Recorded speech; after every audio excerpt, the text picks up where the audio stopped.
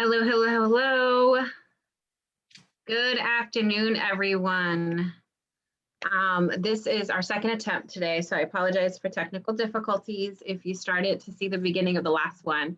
But here we are. I'm Daisy Franklin with UpliftED. I'm really excited to be here for our Food for Thought with UpliftED. And today we have a really special guest, Anthony Cook. He has been a volunteer with UpliftED for many years, for about 3 years now, maybe 4. And so we really wanted to spotlight some of our key volunteer leaders this month. It is National Volunteer Month. And so I thought there was no one more fitting than Anthony. So with that, welcome, Anthony. I'm glad to be here. Thank you so much for having me on with you. Awesome. So Anthony, you work with Osceola School District. Can you introduce yourself, what you do there, how long you've been part of that, and also your career journey within education? Yeah, I started my first professional job, to be honest. I mean, I was a manager in retail, but that was while I was in college working on my degrees. But my first professional job was with the school district of Osceola County. I was hired to open up a K-8 school. I was the first male hired there. I was one of 2 males on campus, I believe, at that time. It was me and our computer tech guy. I started off teaching 5th grade. I did that for a few years and then moved down to 3rd grade. And at that same school became a school counselor. That was one of my degrees that I was working on. I stayed there for 2 years as a school counselor and then transferred over to one of our feeder high schools. And I was there for 7, 8 years. And then I was there as a school counselor and then a college and career counselor.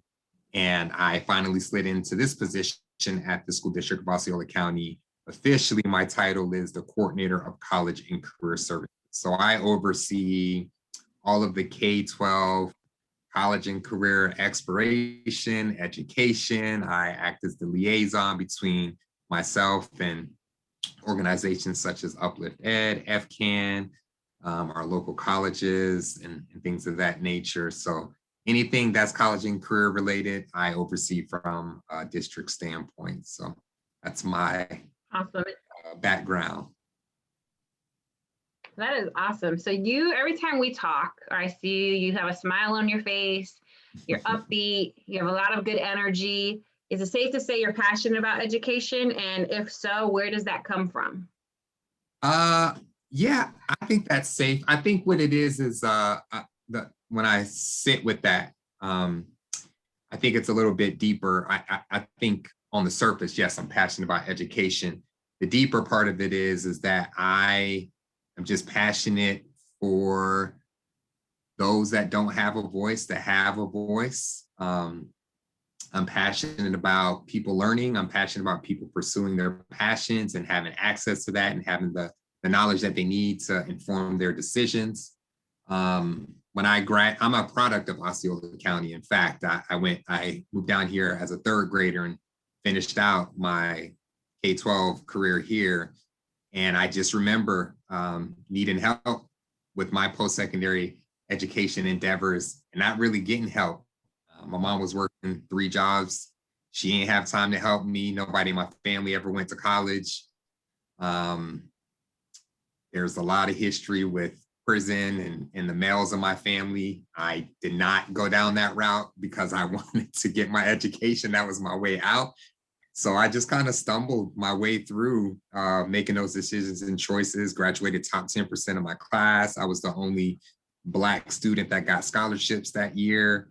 I had almost a perfect ACT score. I was awarded the Bright Futures 100%.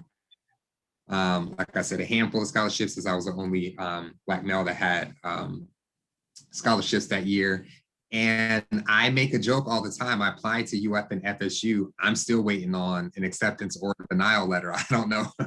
I assume I was denied, but the truth is I really don't know. So I just kind of made through my educational career, and I just want to make sure that students now have the opportunity and platform to be able to explore and make the best decision that they could potentially make for themselves.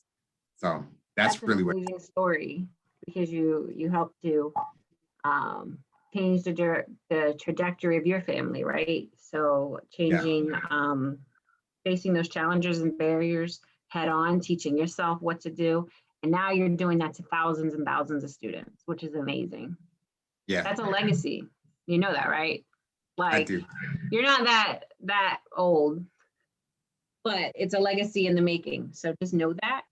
And we with UpliftED, we're so happy that you're part of our collaborative. And every time we meet, whether that's one-on-one, small group, bigger group, you always have something thoughtful to say, and we always value that. So thank you for that. So can you tell us about that partnership? How long have you been partnered with UpliftED as a volunteer, and what made you want to connect with us? And I know there's a funny story there. You can talk about that if you want. I didn't know if you wanted to say it. I was like, how can I say this to be like super professional? But the truth is, I was following in my predecessor's footsteps. So whatever she did in this position, as a good friend of mine, trusted colleague, I was like, all right, I'm going to do it. And I remember FCAN was holding a meeting, right? Had all of our LCANs there. And I was sitting at a table and I was talking to a member of a different LCAN, and they were like, well, what LCAN do you represent? And I was like, Osceola County, what are you talking about? And they were like, is there nobody else in your LCAN? I was like, nah, it's just me. Let's just stop and say that I ended up with the flu. I was not able to go to this meeting and represent, which was then Central Florida College Access Network. I was not able to be there. Yeah. So literally, Anthony had no idea. Yeah, I didn't. And my predecessor had moved on, and she was like, this is something that you need to do. You need to be involved in. And I was like, I want to be involved. So that was my introduction to the world of LCANs and FCANs and NCANs and all of that. And from that point forward, just wanting to push the work forward here in Central Florida, realizing the work that our LCANs do, especially here with UpliftED. I just wanted to support as best as I can, being the coordinator here of the district as it relates to college and career readiness. I thought it would be beneficial to have in Central Florida that K to, what do we call it, cradle to grave perspective. And I know that I'm part of that piece. So I wanted to make sure that I was connected with y'all to be able to help and to learn. There's a lot of stuff that I learned throughout this partnership as well. So it's been 3 years. I think that was 3 years ago. Yes. And you not only volunteer within our impact teams, you volunteer on our guiding team, you help bring that K-12 perspective. UpliftED, for those of you who don't know, we are collaborative, and we help to hopefully we reach and exceed a 60% attainment rate within Central Florida, making sure that Central Floridians have a degree or high quality credential, making sure that our high schoolers are graduating and going off to a post-high school path that works for them, whether that's military, whether that's career and technical education, a 2-year institution, 4-year institution, whatever works for them. And some of them, they do have to take a little year off maybe to work, but we try to get them connected and have a path ready for them. And so Anthony represents that kind of K-12 perspective on our guiding team, and make sure that even though we do focus a lot on adult learners, non-traditional students, because we know in order to get 60%, we have to work with that group. There's a lot of people who have some college, no degree. There's a lot of people who have no high school diploma. How do we get them connected with a GED? Because then they can choose whatever path that they want.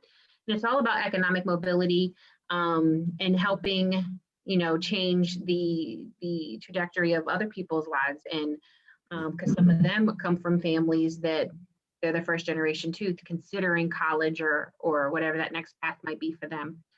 So you also, though, since you were in that meeting, not only have you contributed to UpliftED, but you have contributed it statewide through the Florida College Access Network as well. You have been an integral part on some of the planning for a few initiatives, especially one of them, the Planet Florida initiative that launched a year and a half ago, I believe it was. Can you tell us a little bit about kind of that transition, like locally?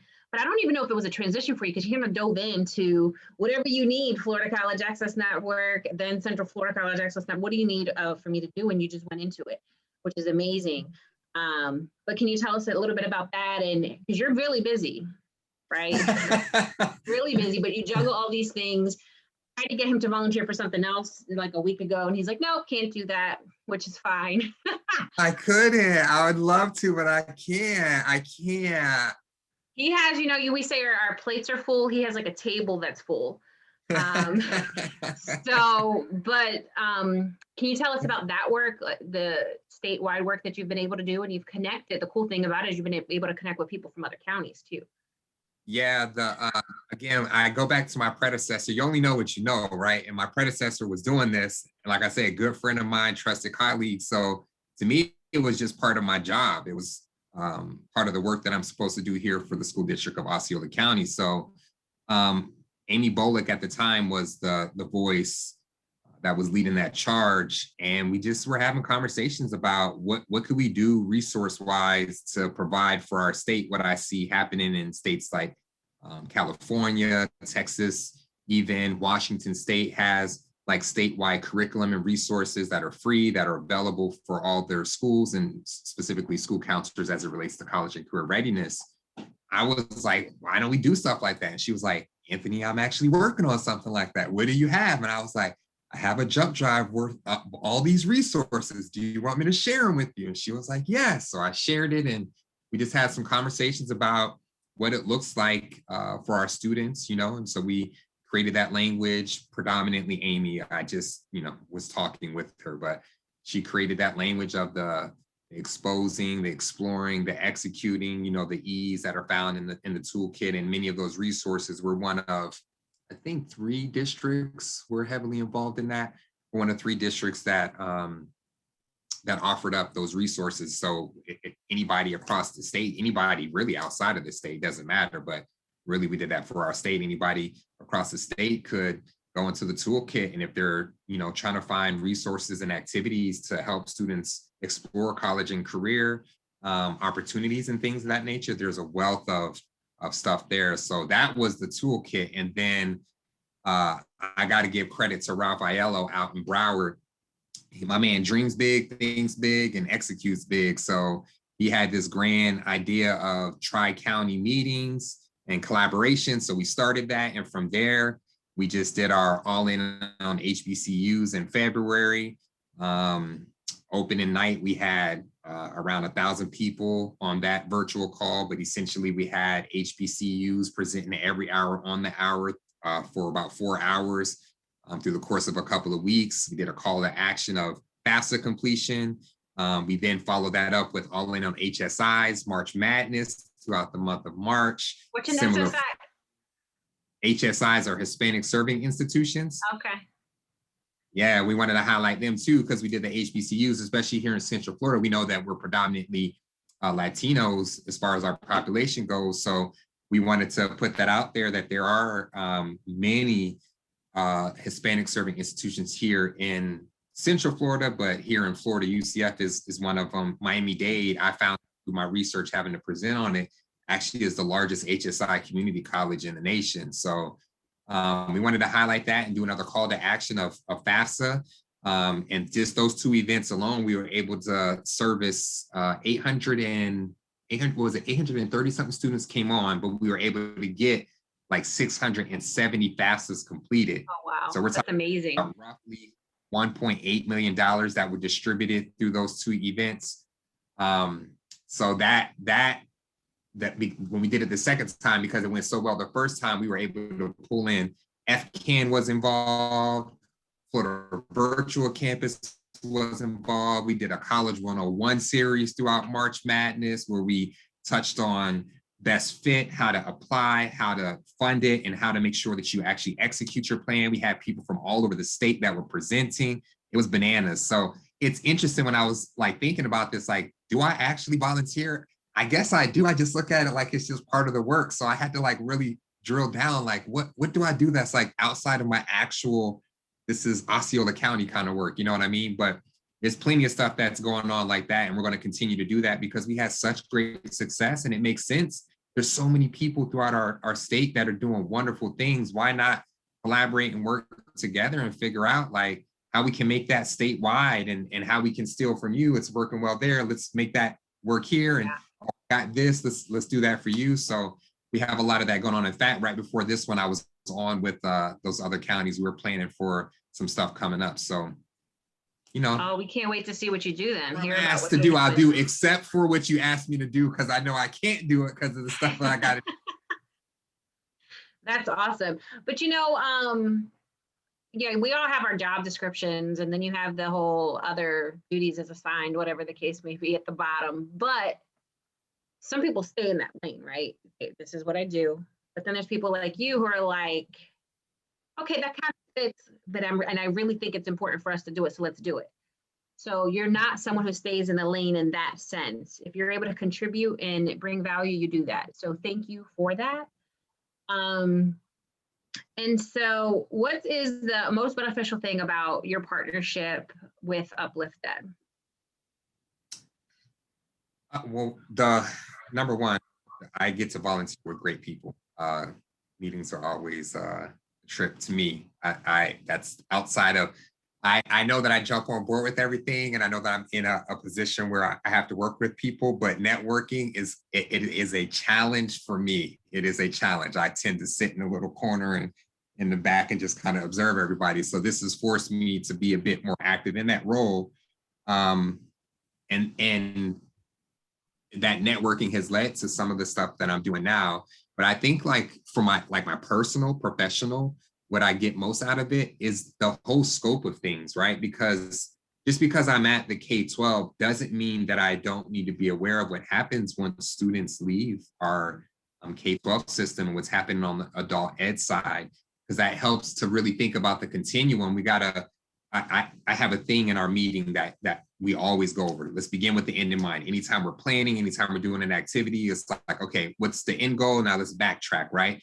So from y'all, I get a lot of, well, what's happening over here? That helps me to backtrack to think about, well, what could we be doing in the K-12 system to help support what's going on here? Not that it's like, you know, a year turnaround. We're talking about years upon years upon years, but it does really help me to think about what is the most beneficial things that we could be doing in our K-12 system, so that once our students leave us, they're not struggling, but they're able to enter into those high wage paying jobs or to pursue some type of education that will lend itself for them to be in those high wage paying jobs. So that whole scope, I know it's rather large, but y'all feel a whole pocket of information that I just never even considered. So I think that has been, I think that's been invaluable for the work that we're doing here in Osceola County. Well, that's great to hear.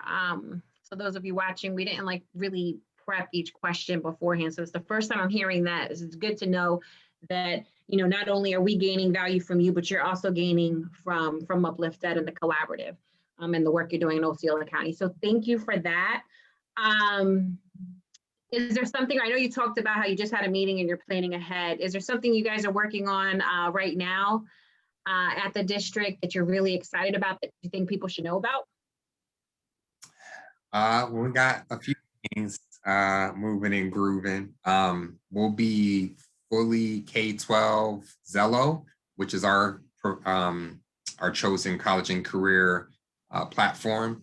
So I'm in the process right now of working with our different entities here, elementary, middle, high school, to figure out how that's going to be integrated into content areas and or other ways that we can make sure it gets done, developing the scope and sequences through K-12 so that things are scaffolded, working on exploration opportunities for our students K-12, not just at the high schools where we've traditionally done it. We've had a little bit of middle school, but we're really looking at that whole continuum, getting them out and about once, you know, it's safe to do so, but getting them out and exploring and seeing like what's actually out there.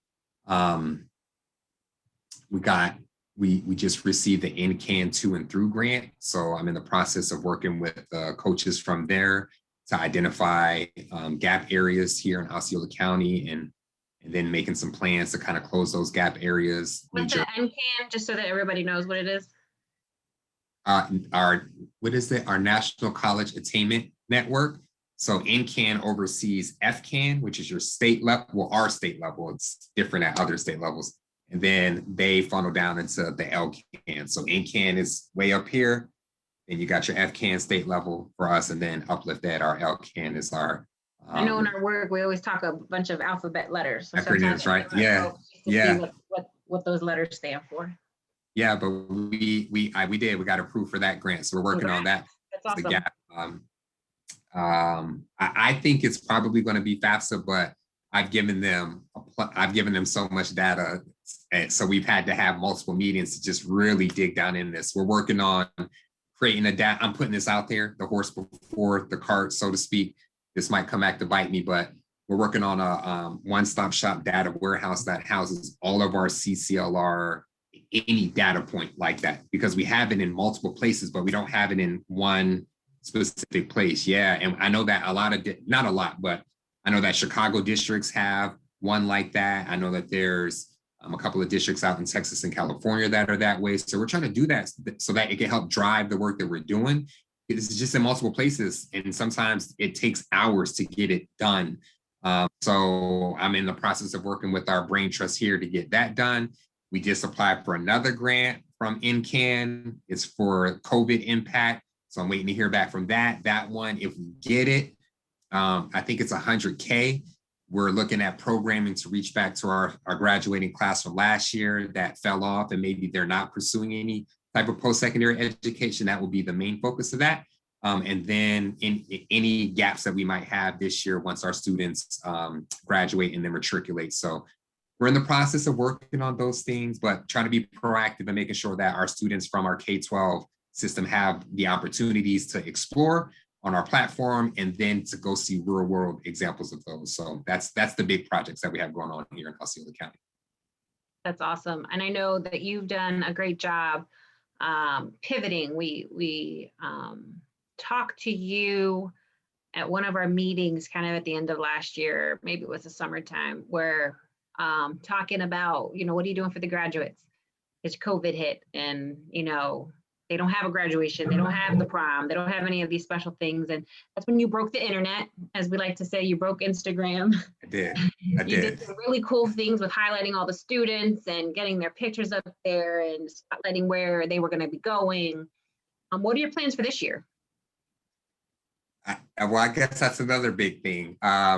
We're going to do something similar. We were hoping to go back face to face, but we had the guidelines to have to go back in virtual. So right now I'm in the process, really my counselors are in the process of collecting photos on our students, because we do two different things. We have our decision day celebrations that starts the last week of April and runs through the first week of May. So we have about 2 schools every day that will be running that virtual celebration through my Instagram page. If you want to follow at Friendly Neighborhood CCC, shameless plug. I ain't scared. He does great. He goes live and everything. So yeah, so we got that going on for Decision Day, and then we have what's a tradition for Osceola County. It's our Top 100 celebration with a little wrinkle this year. So we've in the past we've highlighted our students that. The way that it started, we highlighted our students that got accepted to a top 100 school, because we realized that many of our students, we have some high level performing students, and that wasn't even on their radar, especially with our district being a Title I district. We have so many kids that fit the profile of these top 100 colleges that are looking for these kids that are like, they're minority, they're first gen, they're underserved, they're underrepresented, and they're killing it academically, they're killing it in their community. And they have a significant amount of funding for these students. So we started that, and that was like year 1. Year 2, I believe it was, that we added in highlighting our students that are graduating high school with their AA from Valencia. This year, the wrinkle is we're going to do our top 100. We're going to do our AA, but staying in theme with UpliftED, staying in theme with FCAN, highlighting whatever their post-secondary pathways may be. We're going to be highlighting those students who do enrolled at our local technical college, Osceola Technical College, and that are finishing their program. So these are students, they got their AA, they're able to enter into a high wage paying job, right? If they have their completed program with that certification, they're also able to enter into a high wage job right out of high school. So we wanted to highlight that this year. So That's awesome.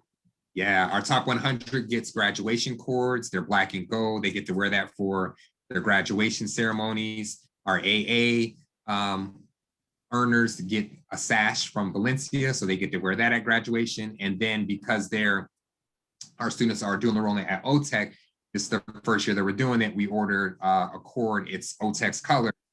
It's like a neon bright green and blue. They'll be able to wear that for their graduation as well. So just trying to do something a little special to honor those students that, you know, put in that extra effort and celebrating the fact that doing that.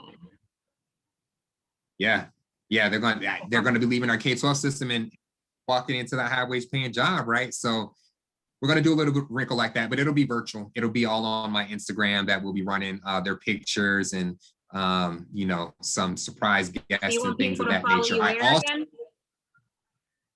at Friendly Neighborhood CCC.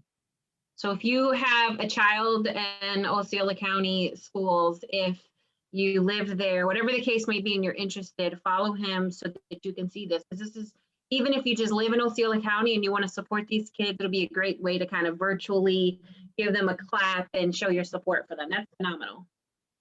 Yeah, Daisy, I said this to you too, but in lieu of the collaboration between counties, the 6 counties that have been working together, started as 3, now it's 6. We're doing I don't want to call it a statewide, it's our 6 districts, but we're doing a special decision day on April 30th that'll have all of those districts. Oh, that's awesome.